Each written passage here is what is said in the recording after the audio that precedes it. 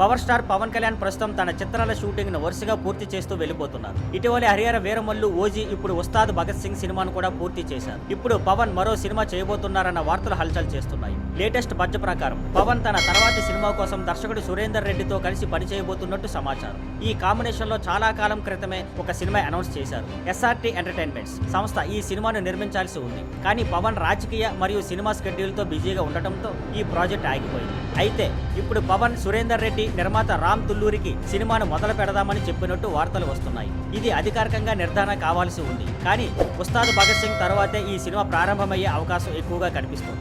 దర్శకుడు సురేందర్ రెడ్డికి అతని గత చిత్రం ఏజెంట్ పెద్ద ఫ్లాప్ కావడంతో ప్రస్తుతం ఈ సినిమా మీద ఆశలు పెట్టుకున్నారు. పవన్ తో సినిమా చేస్తే తన కెరీర్ తిరిగి గాడిలో పడుతుందన్న నమ్మకంతో ఉన్నారు. ఇక ఈ సినిమాకు సంబంధించి పూర్తి వివరాలు త్వరలో ప్రొడక్షన్ హౌస్ నుంచి అధికారికంగా వెల్లడి కానుందని సినీ వర్గాల్లో టాక్.